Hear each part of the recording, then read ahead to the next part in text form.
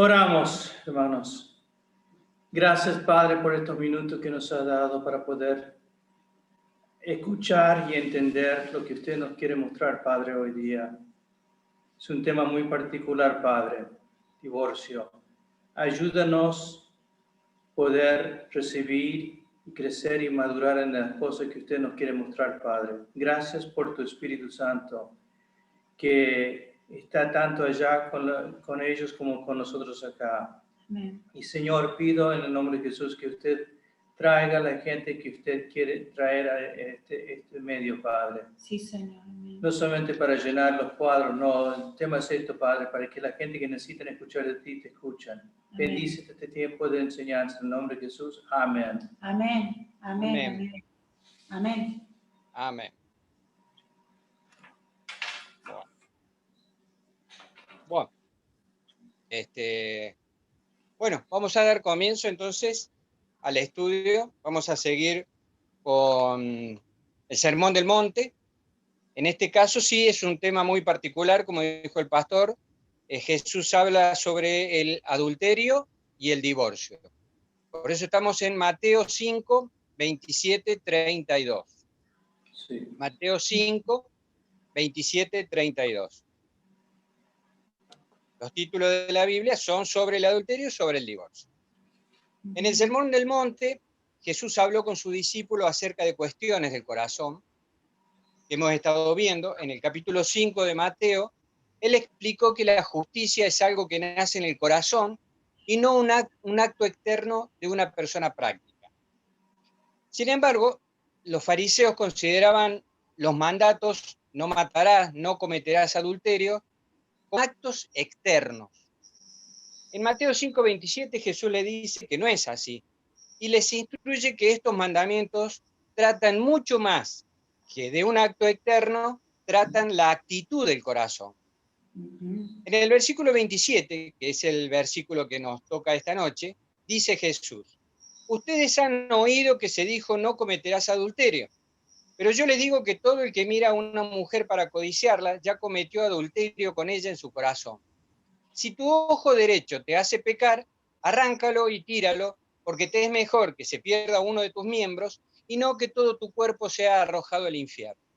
Y si tu mano derecha te hace pecar, córtala y tírala, porque te es mejor que se pierda uno de tus miembros y no que todo tu cuerpo vaya al infierno.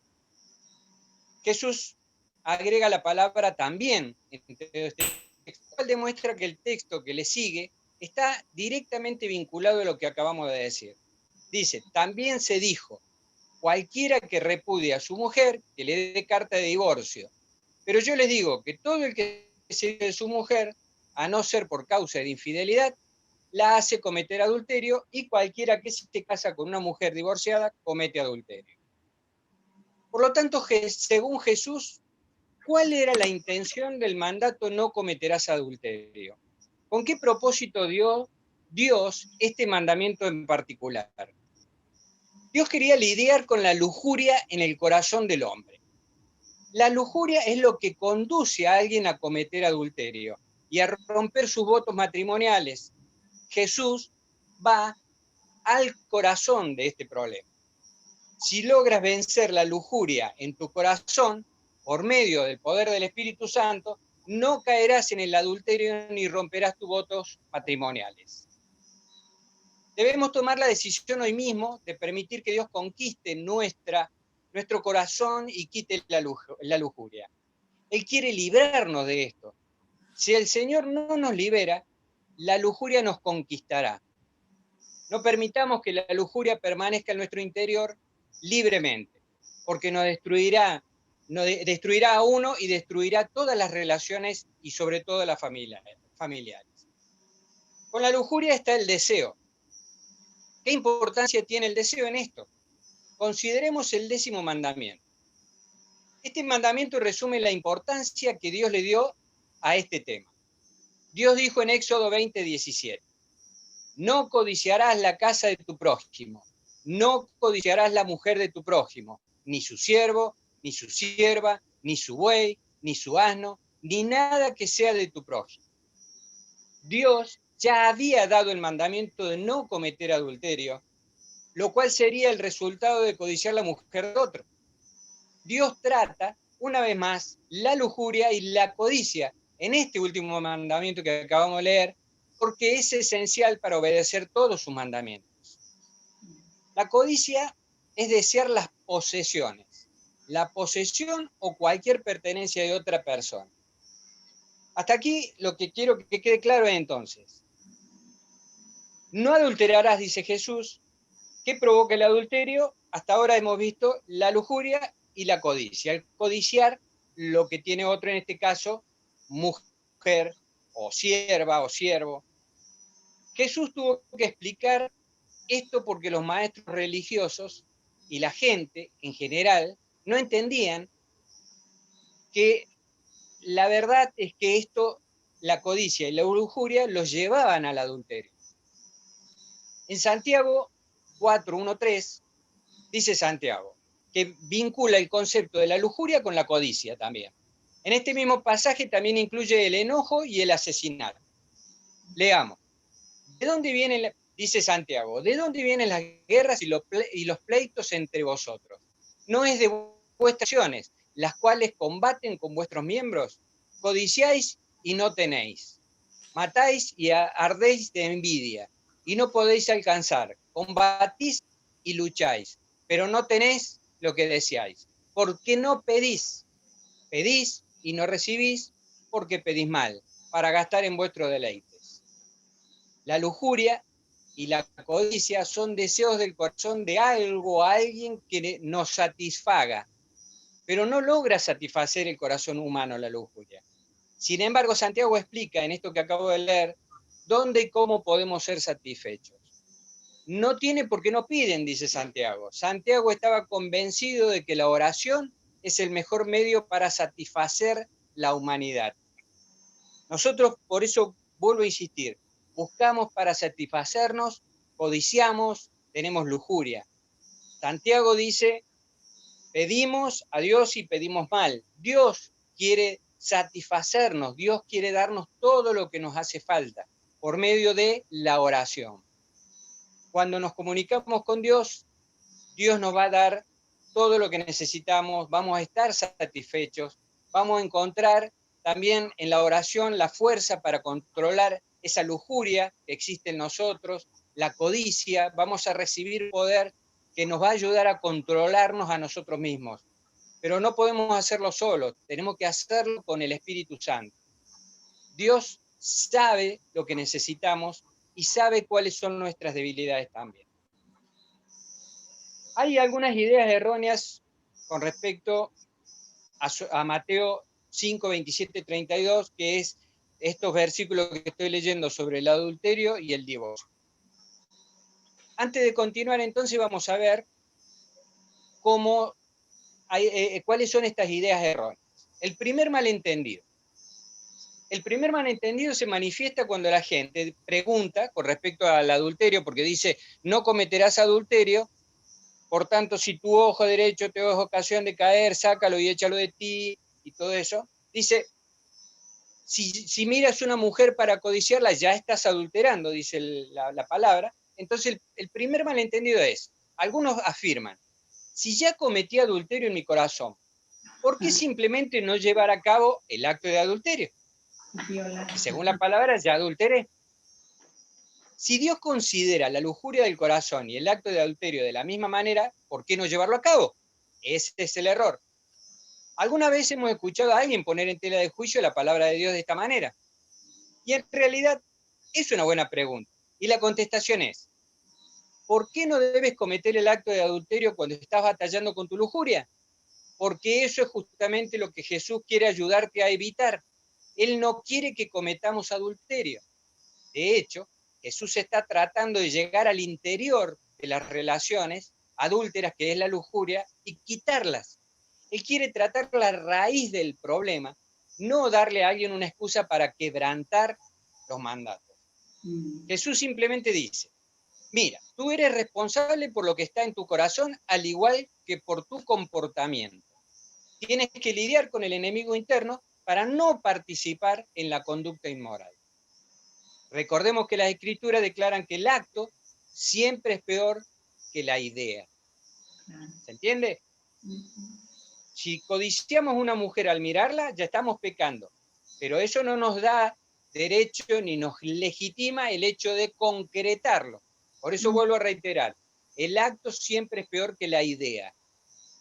En el Antiguo Testamento dice, abominación al Señor son los planes perversos. Proverbios 15:26. Por lo tanto, desde el comienzo del tiempo, Dios ya había establecido que nuestro corazón y nuestros pensamientos son importantes para Él. ¿Por qué se interesa tanto por nuestros pensamientos, Dios? Es evidente que el acto siempre es peor que la idea. No es lo mismo codiciar algo que hurtarlo o que hacerlo. Pensemos un momento. ¿Creemos que alguien que codicia algo en su corazón debe ir a la cárcel o solo los que hurtan? El hurto siempre es peor que solo pensar en hurtar. Tomemos este concepto y aplicémoslo en nuestro último estudio sobre el enojo y el mandato de no matar. ¿Debe ir a la cárcel porque siente enojo en su corazón o solamente si comete el acto de asesinato? Es obvio que el acto es peor que el pensamiento. Esa es la primera idea errónea, tiene su origen en otra idea errónea que dice que todo pecado es igual. Hemos escuchado alguna vez decir, todos los pecados son iguales. Hay una equivocación. Todos los pecados no son iguales. Y esto lo está plasmado en la Escritura. Dice en Juan 19:11, Jesús le habló a Pilato y le dijo, ninguna autoridad tendrías sobre mí si no se te hubiera dado de arriba. Por eso, el que me entregó a ti, mayor pecado tiene. Acorde a lo que dijo Jesús, hay pecados más grandes que otros. Podemos decir que sí. En este versículo Jesús declara que el pecado de los fariseos y los saduceos era más grande porque ellos conocían más de cerca la verdad que Pilato. Los fariseos sabían lo que las escrituras declaraban y se propusieron destruir a Jesús porque le tenían envidia y celos. Podemos afirmar que para los que conocen a Dios, todo pecado es igual. ¿Se entiende el concepto? Para los que ya conocen la palabra, para los que ya conocen a Dios, para los que ya conocen los mandamientos, las ordenanzas y todo lo que Dios ha establecido, todo pecado es igual. Pero no es igual en comparación con aquel que no conoce, que nunca ha recibido palabra, porque no tiene la doctrina, porque no conoce a Dios. Entonces este actúa un poco, entre comillas, con cierta inocencia, si se quiere. Aunque el concepto de maldad se tiene desde chico, de alguna manera, ¿no? Pero hay una diferencia. Ahora, una vez que nosotros conocemos la palabra, conocemos todos los preceptos y mandamientos del Señor, ya sí, prácticamente todos los pecados son iguales, porque el pecar es pecar, y no hay diferencia en eso. Dijimos que el primer malentendido era interpretar que nosotros, al decir Jesús, que ya mirando codiciamos, ya podíamos entonces concretar, porque total ya estábamos pecando. Ese es el primer malentendido, sabemos que no debemos hacerlo. El segundo malentendido se manifiesta cuando la gente se pregunta, ¿me puedo divorciar de mi cónyuge si él o ella ha codiciado a otra persona pero no cometió adulterio? La respuesta es no. La persona que se hace esta pregunta cree que la primera idea errónea es válida. O sea, se toma del primer error para justificar este segundo. Y por lo general simplemente busca una excusa para poder dejar su matrimonio. ¿Se entendió el concepto? A ver, algunos dicen, ¿me puedo divorciar si mi mujer o mi marido ha codiciado a otra persona, pero no cometió adulterio propiamente? No, no podemos, porque no cometió el adulterio. A ver, se equivocó, se distrajo, no hizo lo correcto, pero no podemos divorciar, no está legitimado. No nos podemos divorciar de nuestro cónyuge porque codició a otra persona. Al igual que no nos podemos divorciar porque codició algún objeto, lo cual también es idolatría. Si fuera posible divorciarse porque un cónyuge codició, entonces no habría matrimonios porque todos tenemos pensamientos codiciosos. Las escrituras dicen, el Seol y el Abadón nunca se sacian, tampoco se sacian los ojos del hombre. Aclaro, el Seol es una región de los muertos en pecado, una tierra de sombra habitada por quienes perecieron sin creer a Jesús. Y el Abadón es un abismo interminable relacionado con el anterior. ¿Qué quiere decir esto? Que ese lugar es insaciable recibiendo gente que no cree en Jesús. Espera, no se sacia nunca. Sí. ¿Me das el texto, por favor? El texto. Sí. La cita. La cita es Proverbio 27:20. Gracias. Dice entonces, el Seol y el Abadón nunca se sacian, tampoco se sacian los ojos del hombre. Por eso estamos hablando de la codicia, ¿no? Podemos ver por qué razón los seres humanos codiciamos. No permitimos que el Señor nos satisfaga, como decía Santiago. David afirmó que Dios saciaría a cualquiera que simplemente bebiera de sus delicias. En el Salmo 36:8 dice: cuán preciosa, oh Dios, es tu misericordia. Por eso los hijos de los hombres se amparan bajo la sombra de tus alas. Serán completamente saciados de la grosura de tu casa, y tú los abrevarás del torrente de tus delicias. David está diciendo, si estamos en Dios y con Dios, Dios va a abrevará torrente de tus delicias, nos saciará, nos dará todo lo que necesitamos. No necesitaríamos codiciar nada. Jesús le contestó lo mismo a una mujer samaritana cuando le habló del agua viva. Jesús dijo: todo el que beba de esta agua volverá a tener sed, pero el que beba del agua que yo le daré no tendrá sed jamás, sino que el agua que yo le daré se convertirá en él en una fuente de agua que brota para vida eterna. Juan 4:13-14.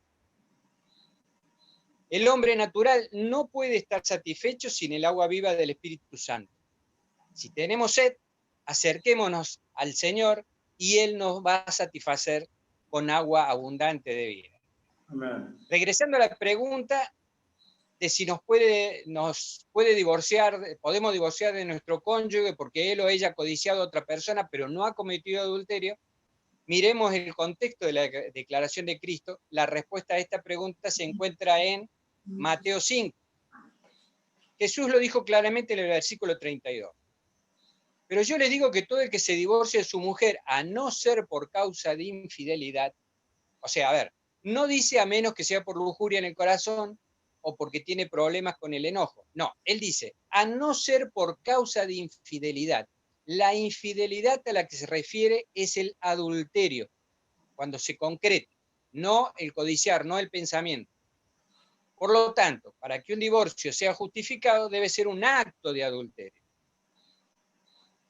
Este problema de la lujuria es una lucha que solo los hombres se enfrentan o la enfrentan las mujeres también. Todos. Todos. Muchas veces las esposas dicen, es cierto, los hombres siempre codician, son unos animalitos, sexo, sexo, sexo, eso es todo lo que tienen en la mente. ¿Qué les pasa? Luego de escuchar esto podemos decirle a las damas que el corazón de ellas es igual. Es posible que no codicien las mismas cosas que los hombres, pero también codician. Si no tratamos claramente este asunto, las damas no tomarán en serio lo que venimos hablando, pensarán, esta información, esto que se está hablando, no es para mí, es para mi esposo, es para mi hermano, pero también es para ellas. Toda persona en el centro de su ser es lujuriosa y codiciosa. Todos tenemos nuestros ídolos. Puede que codicien diferentes cosas, pero codician al igual que el hombre. Recordamos lo que declara Santiago 4:2. Dirigiéndose a toda la iglesia, hombres y mujeres, les dice, ustedes codician. Santiago no hace distinción entre hombres y mujeres. Ambos, los hombres y las mujeres, codician el placer sexual, el poder, la fama, la diversión, una buena posición o cosas materiales que piensan que los harán felices. Todo el mundo codicia o desea algo. Entonces, damas y caballeros, presten atención a esta exhortación. Santiago en el capítulo 4, versículo 6, da la simple solución para la lujuria y la codicia. Dice, Él da mayor gracia. Esta es la respuesta para nuestros corazones, codiciosos y lujuriosos. La gracia de Dios su gracia abundante, esta gracia que está disponible para todo aquel que clama su nombre y le pide. Vamos a otro punto. ¿Cómo vencer la codicia? Vamos a ver 7 puntos de cómo vencer la codicia. Punto 1. No fomentemos la lujuria. Lentito. Sí, Más lento. más lento. Más Bien. lento. Voy muy rápido. Sí, señor. Vas rápido, 7 sí. puntos son 7 puntos, así que tranquilo. Bien. Dale. Vamos tranquilos. Sí. Primer punto, entonces. No fomentemos la lujuria. Pero no se hagan problemas, yo después les paso el apunte. Ok, no, ¿qué dijo? No, ¿qué dijiste? No. No fomentemos la lujuria. No fomentemos. Primer punto, no fomentar la lujuria. Lo primero que debemos hacer entonces es no fomentar la codicia en nuestro interior. Habremos escuchado el refrán, meterse en la boca del lobo. Si hacemos cosas que fomentan la codicia, estamos metiéndonos en la boca del lobo. Nos está creando dificultades. Puede que nos preguntemos cómo alguien fomenta o promueve la codicia o la lujuria en su interior. La pregunta serían entonces, ¿qué tipo de películas o programas de televisión miramos? Cuando salen comerciales provocativos, ¿los miramos o cambiamos de canal? ¿Leemos novelas seculares de romances con guiones lujuriosos? ¿Miramos pornografía en el internet? Esas preguntas debemos hacer. Las personas con las que pasamos nuestro tiempo, ¿nos animan hacia la justicia o te hacen tropezar con sus conversaciones o acciones? Esto está respondiendo a cómo fomentamos nuestra lujuria o nuestra codicia. Todas estas cosas promueven la lujuria en nuestro interior. Es por eso que Pablo aconseja a Timoteo: huye pues de las pasiones juveniles y sigue, o sea, busca la justicia, la fe, el amor, la paz, con los que invocan al Señor con un corazón puro. Segunda de Timoteo 2:22. Subrayemos la frase con los. Lo que hacemos y las personas con las que elegimos pasar nuestro tiempo nos ayudarán o nos perjudicarán en nuestra búsqueda de la justicia. Por eso Pablo dice: huye pues de las pasiones juveniles y sigue la justicia, la fe, el amor y la paz con los que invocan al Señor. Es las relaciones que nosotros tenemos. Busquemos entonces a aquellos que claman al Señor con un corazón puro y hagámonos amigos de ellos. En Proverbios 5:8, Salomón le advierte a su hijo acerca de las mujeres inmorales. Dice Salomón: aleja de la extraña tu camino y no te acerques a la puerta de tu casa. Tenemos que alejarnos de lo que despierta lujuria en nuestro interior. Por lo tanto, examinemos nuestra vida y determinemos si es necesario que huyamos de alguna conducta, un pensamiento, de algún lugar o de alguna amistad que nos trae malos pensamientos y malas conductas. Punto 2. Para alejar la codicia, debemos dar pasos drásticos. Jesús estableció algo drástico cuando dijo en Mateo 5:29-30. Si tu ojo derecho te hace pecar, arráncalo y tíralo, porque te es mejor que se pierda uno de tus miembros y no que todo tu cuerpo sea arrojado al infierno. Y si tu mano derecha te hace pecar, córtala y tírala, porque te es mejor que se pierda uno de tus miembros y no que todo tu cuerpo vaya al infierno. Estos versículos son malentendidos comúnmente, porque ¿qué quiso decir Jesús? ¿Acaso quiere decir que nos cortemos los brazos, las piernas y que nos arranquemos los ojos? No. ¿Por qué? Es obvio que un tuerto puede codiciar igual que una persona que puede ver bien. ¿Y por qué es cierto esto? Porque te arranca un ojo y te queda el otro. ¿Y por qué es cierto esto? Porque la lujuria o la codicia se encuentra en nuestro corazón. O sea, podemos arrancar un ojo, una mano, pero la codicia y la lujuria la vamos a tener igual. Jesús está hablando de lo que debemos hacer en el sentido espiritual, con el objeto que nos produce tropiezo, o que hace que o nos ofende. Esto se denomina, esta exageración, por decir así, se denomina hipérbole. Hipérbole es eso, es una exageración que resalta o hace llamativa una enseñanza.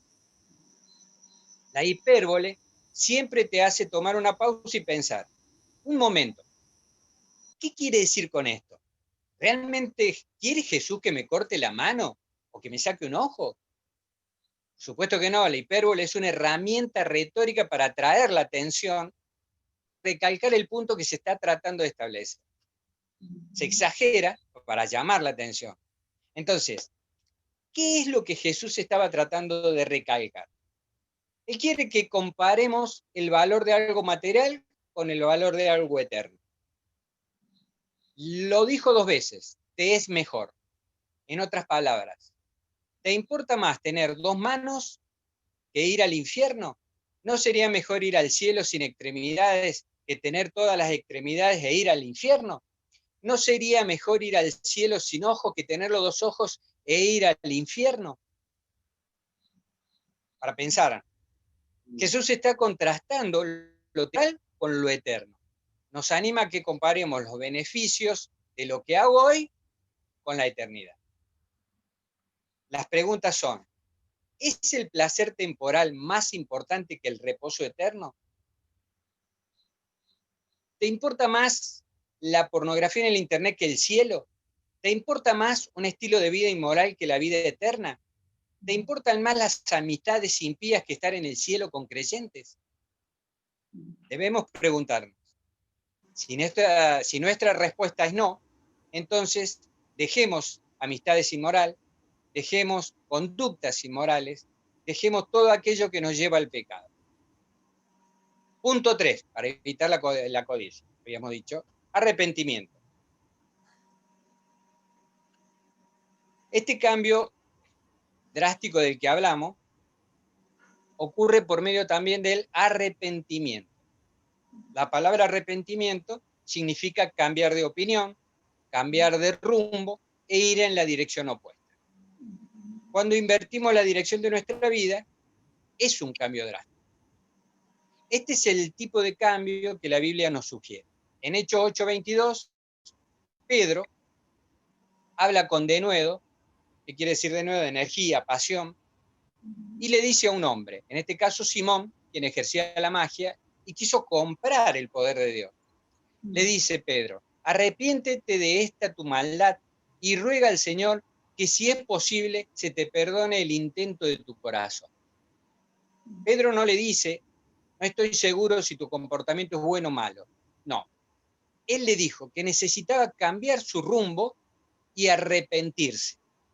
Necesitaba un cambio en su corazón y en su conducta. Eso es el arrepentimiento que necesitamos. Pedro habla de los pensamientos de este hombre y de su necesidad de pedir perdón por lo que estaba pensando. Él dice que pida perdón por los pensamientos que anidaban en su corazón. Eso es arrepentimiento. ¿Por qué es esencial el arrepentimiento para efectuar un cambio drástico en nuestra conducta? Porque la lujuria comienza en nuestros pensamientos. Si queremos someternos a una cirugía, por decir así, profunda para erradicar ciertas conductas, entonces tenemos que tratar nuestra vida interior. Tenemos que decidir en nuestra mente, no contemplaré eso, no permitiré que mi mente se enfoque en eso. Señor, elijo rechazar esa manera de pensar y esa conducta pecaminosa. Eso es exactamente lo que Pablo nos manda a hacer en Romanos 13:14, cuando dice, vístanse del Señor Jesucristo y no piensen en proveer para la lujuria de la carne. La palabra proveer en este pasaje significa reflexión previa, previsión. Entonces, ¿cómo resistimos el apetito de nuestra lujuria? No contemplando los deseos de la carne. Así es, cuando tropezamos, permitimos que nuestra mente juegue con estos pensamientos que no son buenos. Otro punto es, el cuarto, pídele a Dios que purifique tu corazón. Tenemos que pedirle a Dios que purifique nuestros corazones. Si la lujuria nos atrapa, en los pensamientos de nuestro corazón, entonces necesitamos un corazón purificado. Recordemos lo que dijo Jesús en Mateo 5:8. Bienaventurados los de limpio corazón, pues ellos verán a Dios. Jesús instruyó que necesitamos un corazón recto ante Él. Entonces, si queremos superar la lujuria, nuestro corazón tiene que ser purificado y el Espíritu Santo es el que hace esa obra. ¿Cómo se purifica nuestro corazón ante Jesús? Tenemos que orar. Santiago dijo, no tienen porque no piden. Santiago 4:2. El quinto punto es sujetar nuestro cuerpo a Dios. Cuando tratamos nuestro corazón y nuestra mente y permitimos que el espíritu nos controle de una manera drástica, como acabamos de hablar, el resultado natural es que nuestro cuerpo estará sujeto a Dios. Esto es lo que Pablo instruyó en 1 Corintios 9:27. Él nos relató lo que hizo con sus deseos lujuriosos. Dijo Pablo, golpeo mi cuerpo y lo hago mi esclavo, no sea que habiendo predicado a otros, yo mismo sea descalificado. Él abiertamente admite su propia lucha y eso que este hombre era un apóstol. Él amaba al Señor. La experiencia de su conversión fue muy drástica, pero él todavía tenía batallas en su interior, porque era un hombre. Sin embargo, él sabía que la única manera de vencer era disciplinando su propio cuerpo.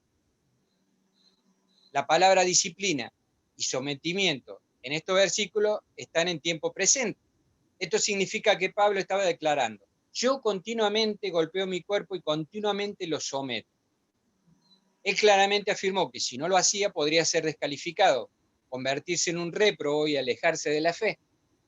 Eso es lo que significa la palabra descalificado.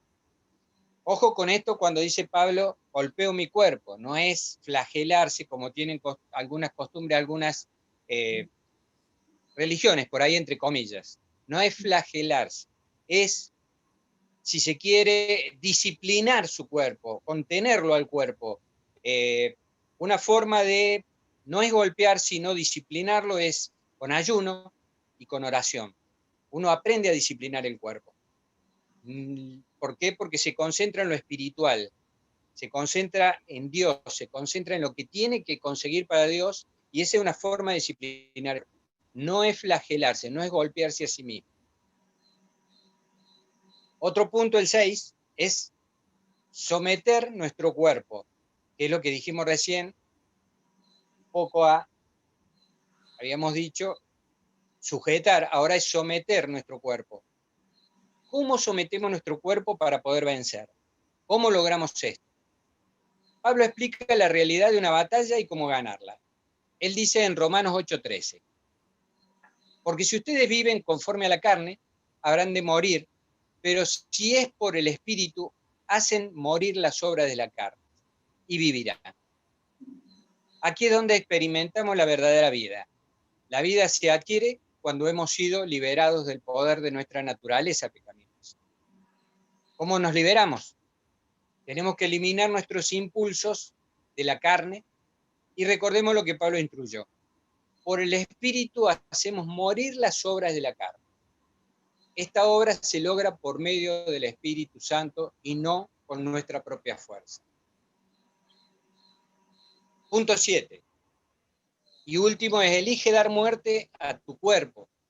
Dice Romanos 6:6. Sabemos esto, que nuestro viejo hombre fue crucificado. Esto es una verdad muy importante. El viejo hombre fue crucificado. Aquí Pablo usa el tiempo pasado. Esto significa que es una obra que Cristo ya completó y que tenemos que ser conscientes de eso. Cuando sepamos y estemos seguros de que nuestro viejo hombre fue crucificado y ha muerto, entonces daremos el segundo paso.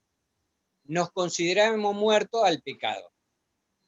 En Romanos 6:11 dice, considérense muertos, pero al pecado, pero vivos para Dios en Cristo Jesús. Esto es lo que yo decía al principio. Debemos considerar dar muerte al cuerpo en el pecado. Ojo, no vayan a salir suicidándose todos. Es considerar muerto el cuerpo al pecado, pero vivos para Dios en Cristo Jesús. ¿Está claro? La palabra considérense está en tiempo presente, lo que significa que continuamente nos debemos considerar muertos al pecado. Este reconocimiento es un paso de fe donde aceptamos que lo que Dios dijo es cierto. Él dijo que nuestro viejo hombre o la naturaleza vieja ha muerto.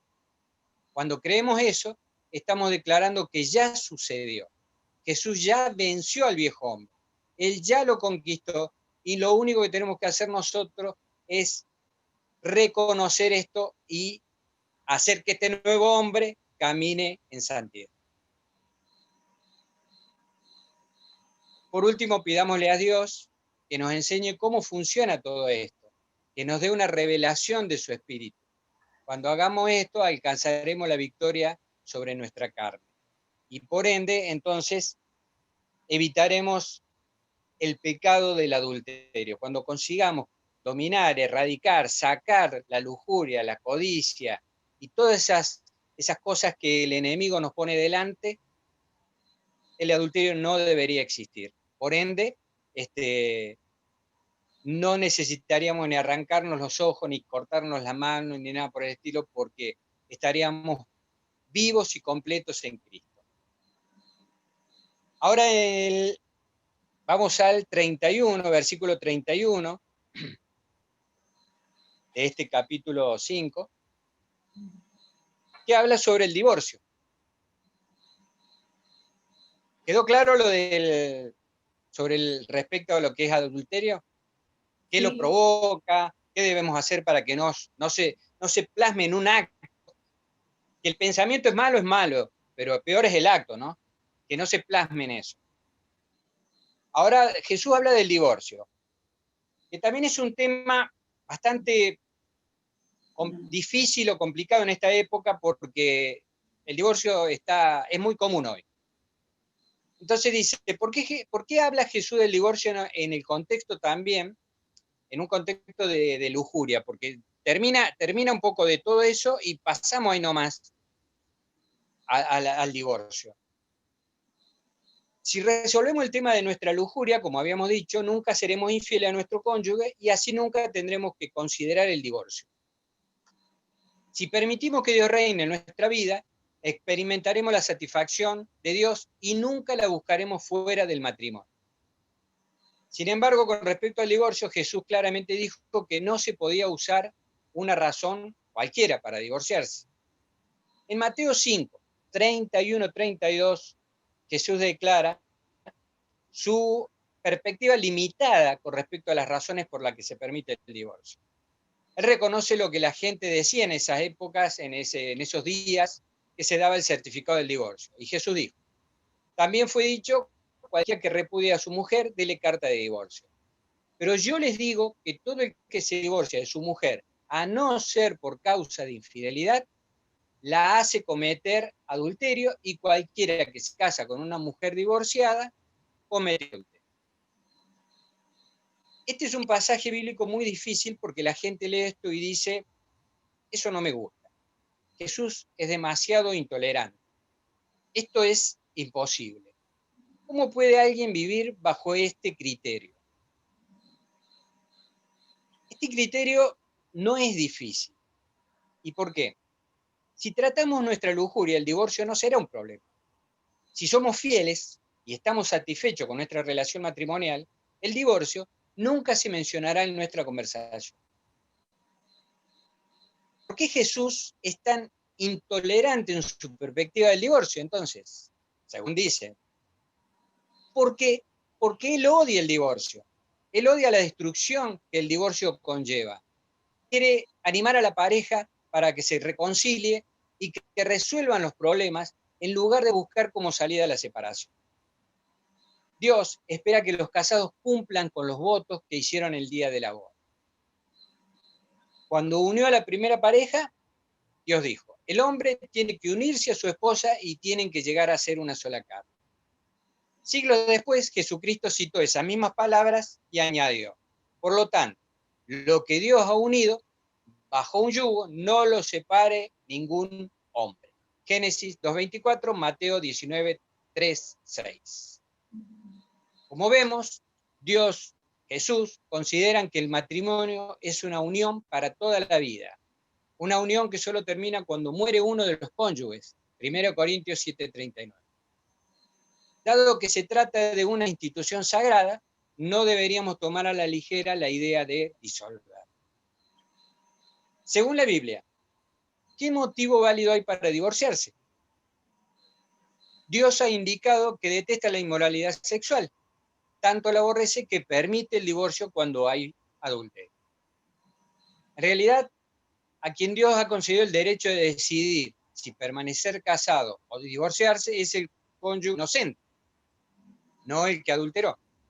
Por tanto, si éste decide disolver el matrimonio, no estará haciendo nada que se oponga a lo que Dios estableció. Ahora bien, ningún miembro de la congregación de la iglesia debería animar a dar un paso de divorcio. De hecho, teniendo presente determinadas circunstancias, el cónyuge inocente tal vez opte por permanecer con su pareja y particularmente observar si hay arrepentimiento de parte del otro y permanecer unidos. ¿Qué quiero decir con esto? No es que la iglesia aliente la separación, todo lo contrario, al contrario, quiero decir de que en ningún caso se debe alentar la separación, sino tratar por todos los medios que llegue a una reconciliación hasta el último minuto, por decir así. Por otro lado, existen situaciones extremas en las que un cristiano o cristiana opta por separarse e incluso divorciarse, pese a que su pareja no ha cometido fornicación.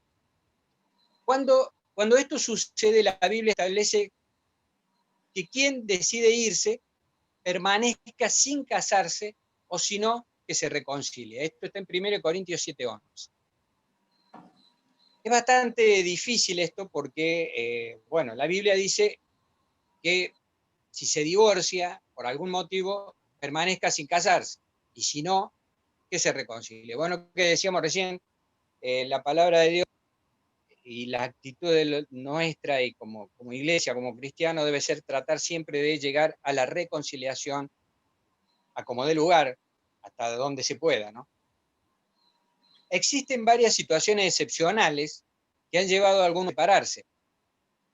En 1 Corintios, Pablo dirige el tema de un creyente casado con un no creyente. Él instruyó que si el no creyente dice o demuestra que no está dispuesto a vivir con el creyente, entonces el creyente está libre para irse y divorciarse. Pablo lo dijo de esta manera: si el que no es creyente se separa, que se separe. En tales casos, el hermano o la hermana no están obligados, o sea, sujetos a servidumbre, sino que Dios nos ha llamado para vivir en paz. Esto está en 1 Corintios 7:15. Por lo tanto, si el no creyente se marcha, se abandona, si se va con otra persona, entonces el creyente queda libre. El cónyuge ofendido ya no está bajo los votos matrimoniales porque el no creyente ha quebrantado esos votos. ¿Por qué quedan libres del pacto que hicieron? Porque Dios nos ha llamado a vivir en paz.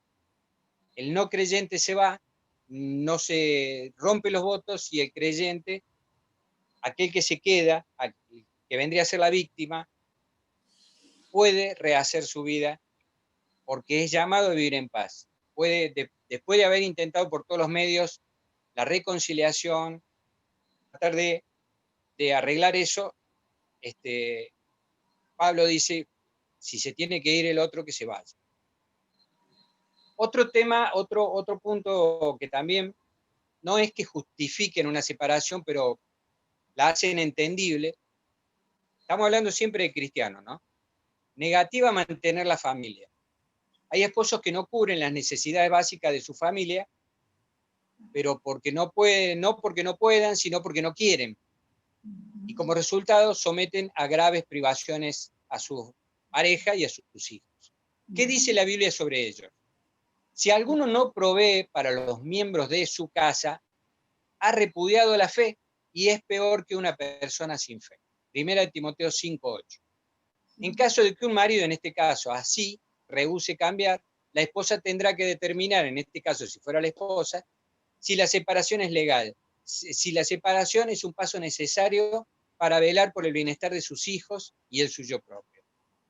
¿Se entiende hasta acá? O sea, son, si se quiere, situaciones a considerar a nivel iglesia, en la que sí pueden intervenir y deberían intervenir los ancianos, los pastores, los líderes, para acompañar a esa pareja que está pasando una situación extrema. Estamos hablando de extrema, ¿no? En este caso, uno de los cónyuges, por lo general el marido, que no le da el sustento a su familia. Estamos hablando que pueden morir de hambre, ¿no? Podrían morir. Otro de los ítems es, para tener en cuenta, maltrato físico muy grave. Hay quienes se vuelven tan agresivos que ponen en peligro la salud e incluso la vida de su pareja. Si el cónyuge maltratador es cristiano, entonces debemos aplicar lo que dice Mateo 18, 16, 17. Repréndelo estando solo. Si te oyere, has ganado a tu hermano, en este caso a tu esposo. Si no te oyere, toma 2 o 3 para que haya testigos. Y si no los oyera a ellos, dilo a la iglesia. Y si no oyere a la iglesia, tenlo por gentil y publicano, o sea, por no creyente.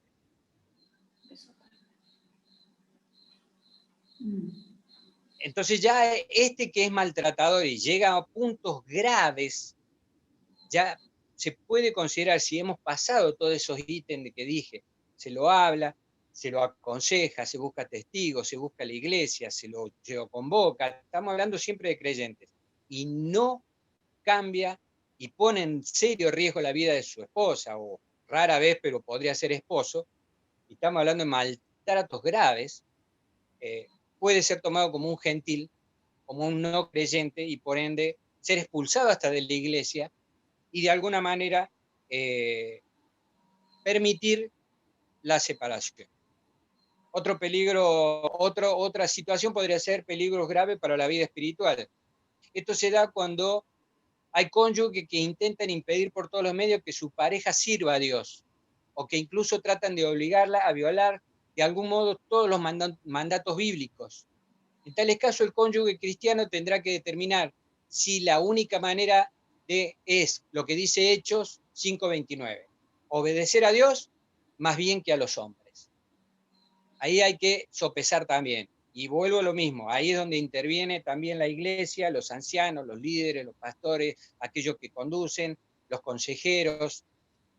Hay que sopesar si se obedece a Dios o se obedece a los hombres. Si tenemos una pareja que nos va a alejar, que nos hace quebrar todo lo que Dios nos ha puesto como mandato, como mandamientos, debemos acudir a pedir ayuda y hasta, como sigo recalcando, hasta la última instancia antes de llegar a una separación.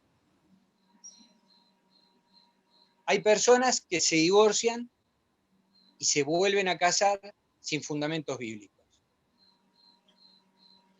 Y no es solo por una cuestión de adulterio o abandono del creyente, y a pesar de eso, el creyente se casa con otra persona. Estas personas, la pregunta es, ¿estas personas están viviendo en constante adulterio? A ver, si se separan, si tenemos creyentes separados, que después, ahora pasa que se juntan, se vuelven a casar y todo eso, la pregunta es, ¿estas personas viven en constante adulterio? Si ellos saben que lo que han hecho es transgredir todas las normas de Dios, si ellos saben que lo que están haciendo está mal, sí, y no se arrepienten, sí, están viviendo en adulterio. Por más que se hayan vuelto a casar o se junten, como dicen hoy, y sean cristianos y vayan a la iglesia. Pero si estas personas, quizás hasta por ignorancia o por desconocimiento, o porque no han entendido bien en profundidad la palabra de Dios, se han separado y se vuelven a casar, aún siendo cristianos, pero si estas personas se arrepienten de corazón, le confiesan a Dios su arrepentimiento, si no lo sabe su pareja, se lo confiesan también, y si lo sabe su pareja, se ponen de acuerdo para pedirle a Dios, no viven permanentemente en adulterio. ¿Y por qué? Porque Dios es un Dios de gracia y misericordia. Y en 1 Juan 1:9 dice, si confesamos nuestros pecados, Él es fiel y justo para perdonarnos los pecados y para limpiarnos de toda maldad. Dice entonces, 1 de Juan 1:9, si confesamos nuestros pecados, Él es fiel y justo para perdonarnos los pecados y para limpiarnos de todo mal. Si hemos quebrantado un fundamento bíblico, debemos confesárselo, como dije al Señor, pedirle perdón y, por supuesto, con nuestra pareja, buscar la presencia de Dios en ese hogar y que Dios encamine nuevamente nuestras vidas. Complicado. Todas las cosas, sí. No es fácil, no digo que no es fácil, es un tema muy, muy complicado. Lo está llevando re bien, pero no es fácil. No es fácil, y cuando usted me dijo que lo diera, dije, wow, qué temita que me dio la pastora, me quiere mucho la pastora.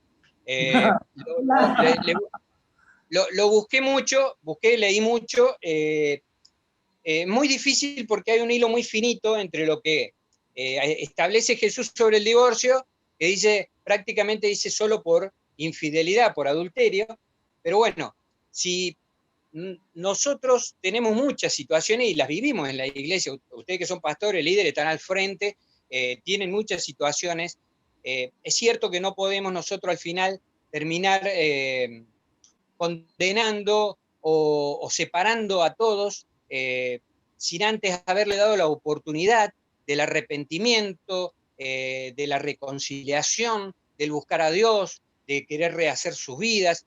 Y también muchas veces no sabemos en profundidad qué es lo que vivieron en la intimidad del matrimonio, en la intimidad del hogar, porque cada casa es un mundo. Sí. Dice Hebreos 4:13. Todas las cosas están desnudas y abiertamente expuestas a los ojos de aquel a quien tenemos que dar cuenta. ¿Qué quiere decir esto? Que solo Dios, pero solo Dios, sabe la verdad de lo que vivimos o dejamos de vivir en el seno del matrimonio en este caso. Solo Dios.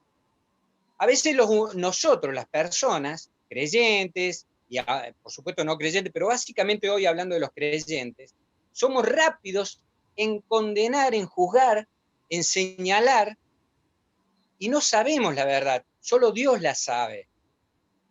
Solo Dios sabe si hubo una separación porque sí, si hubo una separación por lujuria, si hubo una separación por codicia, o si hubo una separación porque es imposible que una mujer, en este caso podría ser a la inversa, pero vamos a decir una mujer, tenga que soportar a un marido quizás borracho, quizás drogadicto, y que la muele a palo delante de sus hijos, y que quizás también comete ciertas atrocidades con los hijos, que no vale la pena describir. ¿Cómo puede permanecer una persona ahí? ¿Cómo podríamos nosotros decirle, quédate, porque Dios dice que no te podés separar? La condenamos quizás a muerte. Tal cual. Entonces, ¿qué tenemos que hacer como líder? ¿A qué le podría decir yo a ustedes? Pero digo, bueno, lo digo porque estamos en el estudio. ¿Qué tendríamos que hacer? Nosotros tenemos primero que pedir la guía de Dios, Sí. tenemos que escuchar qué pasó, conocerlos, profundizarlos. Por eso dice que en Hebreos 4:3 dice, el único que todo lo sabe, el único que todo lo ve, es aquel a quien tenemos que dar cuenta. Y por final, en el último turno, en lo último de la palabra sería, si un cristiano o cristiana decide separarse y, no sé, no tenemos nosotros el derecho de condenar, de criticar, de señalar, de juzgar, porque al final, como dicen Romanos 14, 10, 12, todos estaremos de pie ante el tribunal de Dios. En definitiva, ¿qué quiere decir esto? Vamos a rendirle cuenta a Dios de las decisiones que tomamos. Si nosotros nos separamos, desmembramos una familia, dejamos mujer o dejamos esposo, por causa que no son realmente valederas, Dios lo sabe.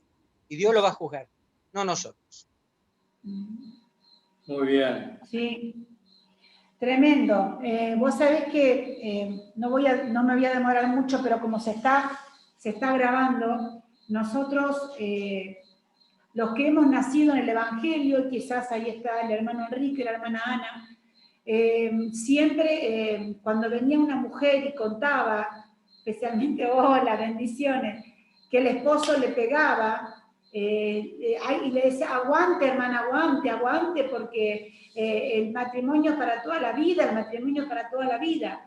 Y la Iglesia de Cristo ha producido muchísimos daños en muchos matrimonios y en muchas personas y en muchos hijos, porque la mamá, por no querer irse, porque no quedar mal con la Iglesia, ha producido tremendos daños. Pero tremendo. Una vez fui a predicar a una denominación, que no voy a decir cuál porque es muy conocida, a un retiro de mujeres, y menciono, así lo pasé, el tema del maltrato dentro de la iglesia y que nos han obligado a callarnos. Cuando yo terminé de dar ese estudio, Sergio, tenía 20 mujeres haciendo cola para hablar conmigo. Pero unos casos tremendos. Unos casos de una hermana, por ejemplo, que le fue a decir al pastor que el esposo en la iglesia era muy bueno, muy simpático, que era un diácono maravilloso, pero que en la casa le pegaba y la re maltrataba. ¿Sabés qué pasó? El pastor la sacó a ella de todas las actividades de la iglesia por hablar del esposo, y a él lo dejó haciendo sus actividades. O sea, a la víctima la condenó. Y bueno, cosas tremendas que he escuchado. Una hija que fui a un retiro una vez a predicar de otra denominación, la chica lloraba y lloraba y lloraba, y me llama aparte y fuimos al campo, bien en el medio del campo, para que nadie escuche. La chica me cuenta que el papá pastor y de muchas iglesias de la zona, la ataba a una cama y le pegaba hasta deformarla, le rompió los huesos. Le rompió los huesos de la cara, le sacó todos los dientes. Su papá, el supervisor de no sé cuántas iglesias. Y cuando la llevaron al hospital y ella dijo lo que había pasado, por supuesto que los médicos se dieron cuenta, y habló con una psicóloga, cuando dijo la verdad, fue la policía a buscarlo al padre a la casa, ¡ay! Casi la mata a la familia, tuvo que desdecirse de todo. Entonces, esto pasa en la iglesia de Cristo. Entonces nosotros ahora, yo no estoy de acuerdo con la que ahora la mujer cualquier cosa lo denuncia al marido, no. Las cristianas también, las mujeres se ha ido algunas para el otro lado. Enseguida se quieren separar, enseguida lo quieren dejar, no. Como vos muy bien dijiste, hay que trabajar hasta la última instancia, pero tampoco por cualquier cosa separarnos e irnos. Pero también hemos hecho mucho daño, especialmente en los años pasados en la iglesia, al decir como que lo que Dios unió no lo separa el hombre, aguantar cualquier cosa. Y a veces de las dos partes, porque también hay muchas mujeres que son abusadoras, que maltratan a sus esposos, le faltan el respeto delante de los hijos, y hasta le han levantado la mano al esposo, y el esposo no dice nada por vergüenza. O sea, hay de las dos partes, pero generalmente en este caso el hombre ha sido peor que la mujer. Así que está muy bien lo que has dicho. Son casos complicados. También yo creo, y lo hemos visto dentro de la Iglesia de Cristo, que aunque el hombre o la mujer hayan cometido infidelidad, han perdonado. Lo han perdonado, ¿por qué? Por causa de la familia, porque así como el Señor perdonó nuestros pecados, como dijo una vez una pastora, un hombre de Dios tremendo, pero un hombre intachable, ¿no? Hubo una mujer que lo fue envolviendo por mucho tiempo hasta que lo hizo caer. Pero pasaron años. Fue un trabajo tremendo del enemigo. Y este hombre, por supuesto, muy arrepentido, la iglesia se enojó mucho, pero ella en su interior, y hablando conmigo, que somos amigas y que hemos tratado de restaurar ese matrimonio, me dijo, él nunca me había engañado, era un hombre de Dios, un hombre que fue, no digo que él no, que fue ningún inocente, él participó, pero él después se arrepintió. ¿Por qué yo no lo voy a perdonar? ¿Por qué no le voy a dar otra oportunidad? Y así fue. Ella como mujer de Dios, una tremenda mujer de Dios también, lo perdonó. Hoy día, bueno, se fueron a otro lugar, a otro país, ellos fueron restaurados como matrimonio. Él nunca más tuvo ningún problema porque esa fue la única vez, y ahora están sirviendo al Señor en otro lugar y siendo de gran bendición. Entonces, yo creo que también uno tiene que tener un corazón perdonador y restaurar. Dios es un Dios de restauración, ¿verdad? Es así. Es así. Es así. Sí, sí. Así que Sí, bueno, gracias. Es un tema complicado para hablarlo mucho, pero está muy Hay bueno. hay mucho más material, hay mucho, yo traté de resumir, Muchas gracias. Sí. pero bueno, hay mucho para hablar y la verdad que hubiera dado para hablar por separado, un tema por el adulterio por un lado y lo que era el divorcio por el otro y daba para 2 clases. Sí. Yo creo que la clave de todo esto, de lo que venís diciendo, lo que vamos a ver, la clave del Sermón del Monte, todo el Sermón del Monte, es lo que dijiste al principio. Dios trata con el corazón del hombre. Y Ahí siempre está todo. con una antítesis en todo el Sermón del Monte. Oíste que fue dicho, o sea, siempre el religioso mirando lo exterior, ¿no? Que para adulterar tenés que acostarte con una persona, pero Dios dice, no, en tu corazón ya lo hiciste. Entonces, ¿Sí? no siempre apunta al corazón, que es la raíz de todos los males, es el corazón. Todo el Sermón del Monte es eso, mirar tu Eso. corazón, mirar no lo que hace la persona, sino la raíz, que es lo que es el corazón. ¿Sí? Yo tengo que hablar con Doris para confirmar cuál nota te da. Muy bien, gracias, Sergio. Esto fue grabado y mañana muchos hermanos lo van a escuchar, o esta noche. Ojalá. Vamos a orar al Señor. Sí, vamos a orar. Voy a orar yo para despedirnos y le doy gracias al Señor por esta palabra. Señor, te bendecimos por esta palabra que hemos escuchado. Oramos en el nombre de Jesús, Señor, que podamos mirar nuestro corazón y no ver las acciones solamente, sino mirar el corazón, lo profundo de nuestra alma. Señor, líbranos de la lujuria, líbranos de la codicia, y Señor, que podamos trabajar en esta área de nuestro corazón, para que no lleguemos al acto, sino que realmente podamos, Señor, tomar medidas drásticas y cortar y sacar de nuestro corazón, de nuestro pensamiento, todo aquello que no te agrada. Bendecimos a Sergio, a Doris, a su familia, bendecimos a toda la familia Acevedo, a la hermana Ana, a nuestro hermano Enrique, Señor, y a todos aquellos que estarán escuchando esta palabra el día de mañana y en esta noche. Señor, limpia tu iglesia, limpia a tu pueblo, limpia nuestro corazón, para que realmente seamos hechos a la imagen de Jesucristo. Gracias, Señor, en el nombre de Jesús. Amén, amén y amén. Dios le bendiga. Como digo siempre, Dios le bendiga y te queremos todos. Bendiciones.